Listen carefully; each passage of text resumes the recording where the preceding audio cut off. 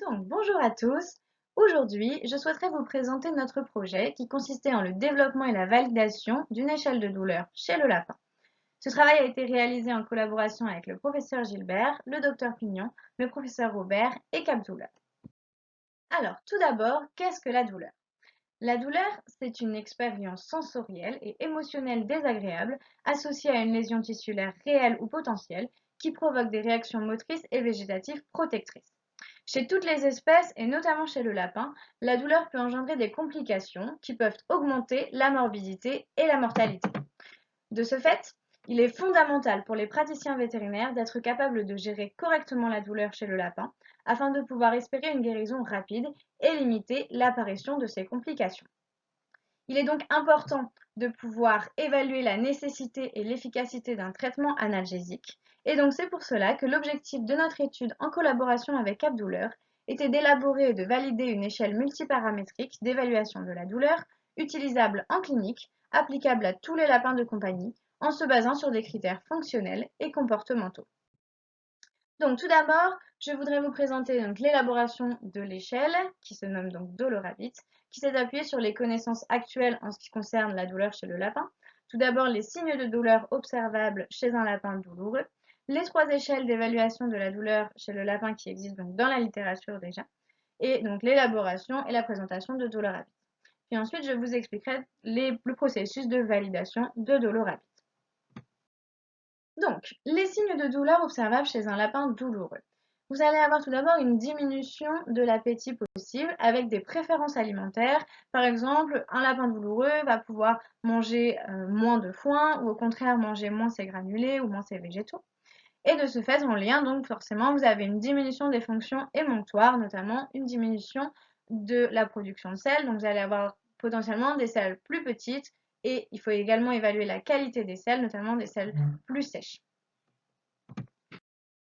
Ensuite, donc, d'autres signes que vous pouvez observer, c'est la posture du lapin. Vous pouvez avoir des anomalies au niveau de la posture de lapin. Là, vous voyez par exemple un lapin qui est donc douloureux, qui va être complètement prostré, complètement recroquevillé sur lui-même, avec le dos voussé, les quatre membres qui sont complètement recroquevillés sous son abdomen, et puis un faciès qui est assez tendu. Donc ça, on va en parler juste après. Vous pouvez avoir également des modifications au niveau de la réactivité et de l'activité de votre lapin, notamment une diminution de l'exploration de l'environnement. Le lapin va moins se dresser sur ses postérieurs, moins orienter ses oreilles pour évaluer un petit peu d'où proviennent les sons.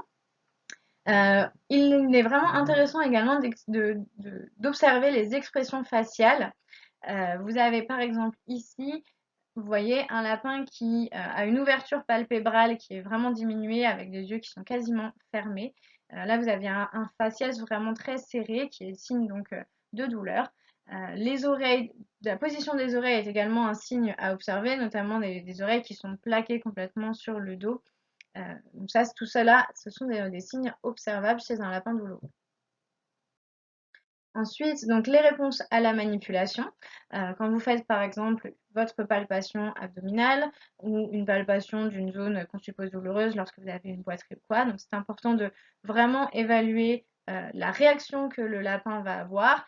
Vous allez avoir des lapins par exemple douloureux qui vont essayer de fuir. Ou même qui vont vocaliser lors de la palpation d'une zone douloureuse. Évidemment, c'est toujours à nuancer parce que vous allez avoir parfois des lapins qui vont être un petit peu stressés. Les vocalisations sont également quelque chose à évaluer. Les paramètres physiologiques, donc notamment la fréquence respiratoire, la fréquence cardiaque, qui peuvent être augmentées en cas de douleur. Et enfin, le comportement social. Par exemple, dans un groupe de lapins, un lapin douloureux va avoir tendance à rester un petit peu prostré dans un coin, à se mettre à l'écart par rapport au groupe, à faire moins de grooming, voilà, etc. Alors, les trois échelles d'évaluation de la douleur chez le lapin qui existent déjà dans la littérature. Donc, tout d'abord, vous avez la Rabbit Grimace Scale qui a été donc publiée en 2012 et qui se base sur l'observation des expressions faciales. Alors, vous avez donc notamment, on en a parlé, l'ouverture palpébrale, la position des oreilles. Vous avez également la forme des narines, le bombement des joues et la position des vibrisses. Donc, cette étude est basée uniquement sur les expressions faciales et elle est, à mon sens, relativement inadaptée aux praticiens qui ne sont pas habitués à cette espèce. C'est quelque chose de très précis qui demande quand même beaucoup de temps d'observation, de bien connaître, mine de rien, les faciès des lapins normaux, si je puis dire, et qui est, à mon sens, relativement subjectif. De plus, elle a été évaluée uniquement pour une douleur aiguë. Vous avez ensuite l'échelle d'évaluation de la douleur chez le lapin de laboratoire en post-opératoire, qui a été donc élaborée dans le cadre d'une thèse vétérinaire en 2009 et qui se base sur l'observation des comportements, notamment la posture, l'apparence, les fonctions alimentaires et émonctoires et les réactions à la manipulation. Cette échelle a été validée uniquement pour une douleur aiguë en post-opératoire sur des lapins de laboratoire, donc des Néo-Zélandais. Et puis ensuite, vous avez une dernière échelle qui elle, a été publiée en 2020, qui se base sur les expressions faciales. Donc c'est un mix en fait entre la Rabbit Grimace Scale et une autre échelle qui est constituée de paramètres cliniques physiologiques et des réponses comportementales. Cette échelle a été réalisée sur la base d'observations lors des examens cliniques à l'admission de lapins en clinique vétérinaire. Donc c'était des lapins de compagnie. À mon sens, l'utilisation des paramètres cliniques reste trop variable pour être utilisée, pour être considérée comme vraiment pathognomonique d'une douleur, étant donné que vous allez avoir très souvent en consultation des lapins qui sont très stressés et qui vont présenter par exemple des fréquences cardiaques ou fréquences respiratoires augmentées. Donc vous avez ici notamment cette dernière échelle, vous voyez vraiment, c'est une complémentation entre le Rabbit Grimace Scale et puis des, des paramètres avec fréquence cardiaque, fréquence respiratoire, la courbe respiratoire, palpation de la zone douloureuse avec notamment palpation abdominale, le statut mental et des vocalisations. Donc, désormais l'élaboration de notre échelle donc, qui s'intitule Dolorabit. Alors, donc Dolorabit est constitué de 3 composantes. Une composante comportementale, avec notamment la position corporelle, certaines mimiques faciales, on en a gardé que 2, celle qui nous semblait être le plus facile à utiliser, donc l'ouverture palpébrale et la position des oreilles. Le niveau de réactivité, une composante fonctionnelle, donc les déplacements, la production de sel, la prise alimentaire, et une composante liée aux interactions, avec notamment les réactions lors de la manipulation et les interactions que peut avoir le lapin avec soit son propriétaire, soit le personnel soignant. C'est une mesure de type étalon quantitative, donc pour chaque item, vous allez avoir une note qui va de -1 à 4, et donc le but étant de mettre une note pour chaque question. À la fin, vous additionnez tous les scores en fait obtenus pour chaque item, ce qui vous fait un score total. Ce score total, le but est de le comparer avec en fait une gradation de des intervalles en fait pour obtenir justement l'intensité de douleur. Je vais y revenir juste après. Alors tout simplement le -1, donc pourquoi on a choisi de mettre des -1? -1 ça correspond en fait à un comportement que le lapin va pouvoir présenter qui vraiment la preuve que le lapin est en situation de bien-être. Donc par exemple typiquement là vous pouvez le voir, un lapin qui est allongé en sphinx, les pattes sur le côté, qui n'appuie pas du tout son abdomen contre le sol. Ça c'est vraiment une position de bien-être pour un lapin. Au niveau donc de la gradation de l'intensité de douleur, elle a été établie selon l'échelle de l'OMS. Donc vous avez une absence de douleur, une douleur légère, une douleur modérée, une douleur sévère et une douleur intense. Ces 5 intervalles ont été créés en revanche de façon complètement arbitraire pour permettre de catégoriser donc les scores totaux et obtenir non pas seulement un score numérique, mais vraiment une intensité de douleur. Il faut savoir donc que en ce qui concerne l'absence de douleur, ces observations, enfin ces caractéristiques ont été en fait se basent sur l'étude au préalable des comportements normaux du lapin. Donc voilà la présentation de Dolorabit. Donc ça c'est la version papier. On a également réalisé une version plus digitale qui se présente sous la forme d'un Google Form et donc qui est vraiment facile d'utilisation, que vous pouvez utiliser directement sur votre téléphone. Donc c'est beaucoup plus rapide et simple à utiliser et surtout ça garde de ce fait tous les résultats en fait dans votre téléphone. Ce que vous pouvez observer là notamment, c'est donc qu'il y a 3 colonnes avec les résultats, donc avec H1, H2, H3. Ça, c'est important de le garder en tête parce qu'en fait, quand on fait une évaluation de la douleur chez un animal, mais du coup aussi chez un lapin, c'est vraiment sur le temps. C'est-à-dire que vous allez faire une première évaluation de la douleur pour savoir si vous devez ou pas mettre en place un traitement analgésique. Si vous devez mettre en place un traitement analgésique, quelle molécule vous allez choisir d'utiliser? Est-ce que vous allez choisir quelque chose plutôt de léger ou plutôt quelque chose vraiment de fort? Et puis ensuite, après, si vous avez injecté par exemple l'analgésique, vous allez vouloir savoir si votre traitement analgésique est efficace ou pas. Et donc s'il faut le réadapter ou pas. Et donc c'est pour ça qu'il faut vraiment faire un suivi de cette évaluation de la douleur sur le temps et de ce fait avoir tout sur sur une même feuille, c'est beaucoup plus simple de pouvoir comparer. Donc c'est pour ça que vous avez ces trois colonnes. Voilà, ça c'est la fin de l'échelle. Vous pouvez voir notamment pour la production de sel, il y a un tableau qui a été créé pour permettre d'évaluer vraiment la production de sel, donc autant en quantité qu'en qualité, hein, et de façon à être le plus objectif possible. Donc désormais la validation de Dolorabit, donc tout d'abord le matériel et méthode. Alors, donc nous avons inclus des lapins de toute race, des lapins de compagnie, de toute race, adultes et des deux sexes. Le but était vraiment d'essayer d'avoir la population la plus grande variée, qui est la plus représentative des patients qu'on peut avoir. L'évaluation de la douleur a été réalisée donc grâce à l'outil élaboré évidemment, et elle se faisait sur la base d'observation de vidéos. Ces vidéos donc duraient 15 minutes. En ce qui concerne la réalisation, donc nous avons installé les lapins dans un parc pour leur permettre de présenter un maximum de comportements, notamment de pouvoir vraiment explorer leur environnement, de pouvoir se dresser sur leur postérieur, vraiment de pouvoir présenter vraiment un maximum de comportements. Et ces vidéos ont été réalisées à différents temps, en fonction notamment de l'heure de l'injection d'analgésique. Nous avions deux évaluateurs, un considéré comme non expérimenté et un expérimenté. Et les vidéos ont été faites, l'observation des vidéos a été faite en aveugle, avec des vidéos qui étaient numérotées par le numéro du dossier de l'animal. Et évidemment, on ne savait absolument pas, donc, en termes d'appartenance de groupe, euh, lors des visualisations des vidéos. Il y a eu une double visualisation des vidéos par un des deux évaluateurs, avec un délai d'1 mois entre les deux visualisations pour vraiment limiter l'effet mémoire. Alors, en ce qui concerne donc les deux groupes de lapins que nous avons inclus, tout d'abord nous avions des lapins sains qui étaient donc présentés pour des chirurgies de convenance, donc castration ou stérilisation. Ces lapins étaient au nombre de 5 et donc vous pouvez voir les différentes vidéos qui ont été réalisées. Donc la première c'était en préopératoire, donc là on considère que l'animal n'est pas algique étant donné que anamnèse commémorative c'est tout bon. On a fait une prise de sang pour vérifier qu'il n'y avait pas d'anomalie et un examen clinique évidemment. Donc on peut penser en tout cas que l'animal n'est pas algique.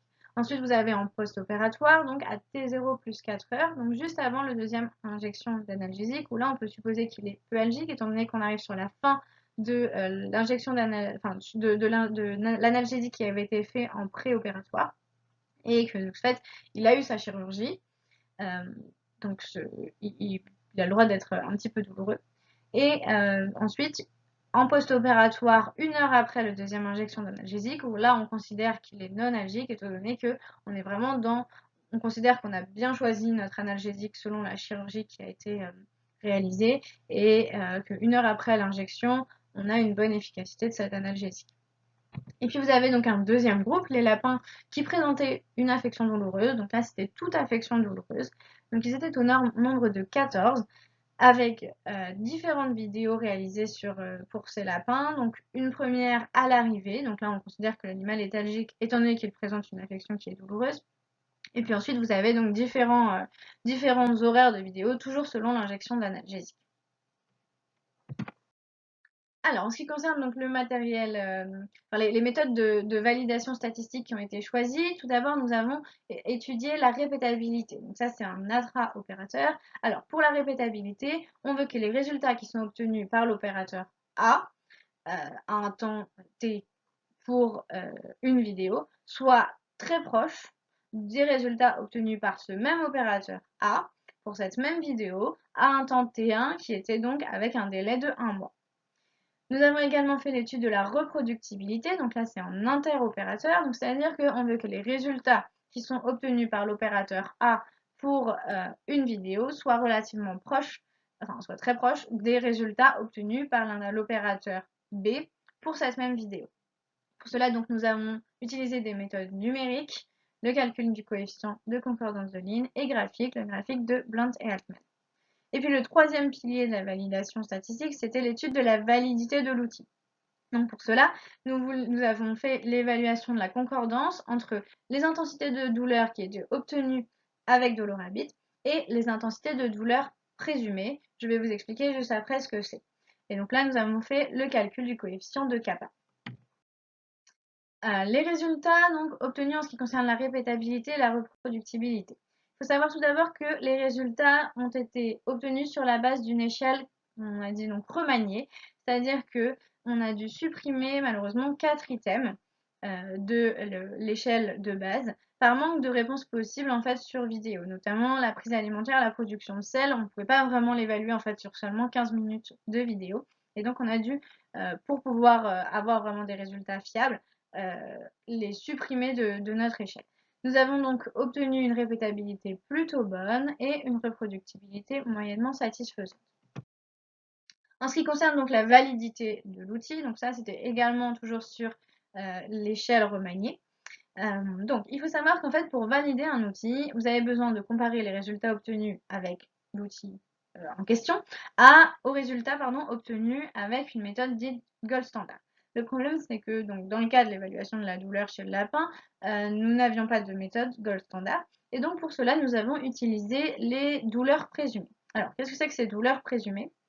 Eh bien, en fait, ce sont les douleurs à laquelle on va pouvoir s'attendre que le lapin présente, en fait, selon l'affection qu'il présente, donc si c'est plus ou moins douloureux ou pas, l'analgésique qu'il a reçu et le temps de ce fait après injection d'analgésique.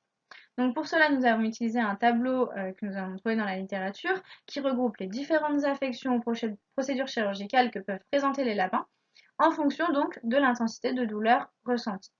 Donc, nous sommes basés là-dessus et également sur donc, le temps de l'injection d'analgésique pour savoir à chaque fois si nos lapins présenteraient plutôt une douleur légère, plutôt une douleur modérée, plutôt une douleur sévère. Et donc, nous avons fait la comparaison des intensités de douleur mesurées avec Dolorabit et des intensités de douleur attendues. Nous avons obtenu ce tableau avec le calcul du coefficient de kappa qui était de 0,13 et donc une mauvaise concordance.